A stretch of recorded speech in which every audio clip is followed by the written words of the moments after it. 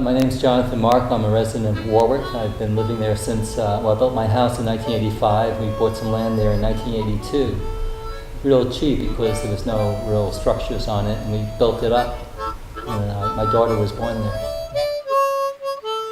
I grew up in Brooklyn, New York, so I have it's a natural appreciation for nature because I felt like I was an alien in the city and looking for what life was about. And a lot of my travels through nature was teaching me about listening, being part of one, not being so egocentric and thinking and competitive, but seeing how the harmony and the nature are cooperative.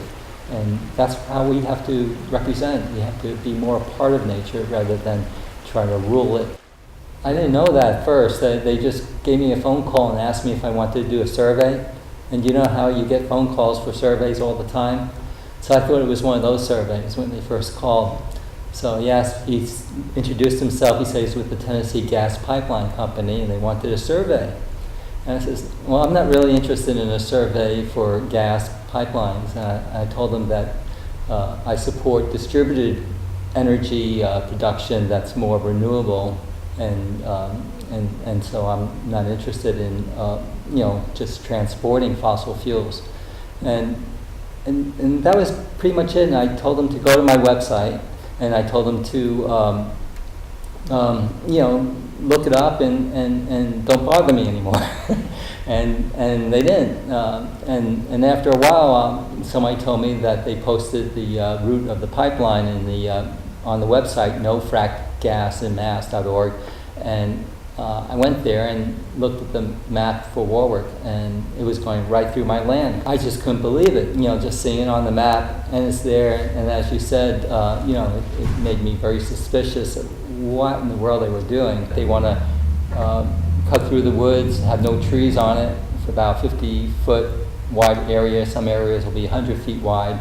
And they're going to be burying the pipe, and they'll be coming through with a bulldozer. My friend Ruth said, because she heard that, I was being affected by it directly, she said, well, this is your opportunity to speak out about it. If you want to be public relations, to choose this section of Massachusetts for a pipeline, can you guarantee that it'll never leak? Can you guarantee that there won't be a tree falling on it in an accident? This is like more precious to me than the gas that you're providing to these companies, as well as it adding to more of the global warming issue, and doesn't resolve that. So why don't you keep it where the pipes are already, and rather than going through virgin forests? And I think it would destroy our community, and that's why I'm so affected by it. I think I would move if they did that, and so at a loss. And I mentioned this to the Energy Secretary, Mr. Sullivan, and I complained to the Attorney General's office that this is a fraudulent proposal. It has nothing to do with public interest, and that they're threatening to go to the Department of Public Utilities in Massachusetts to come to my land without my permission. I'm hoping that the state stands strong and not give them that permission. But my greatest concern of the bulldozing through, because the guy that called me up later, he was trying to convince me how it'd be nice to have a nature trail, and I could think of it that way.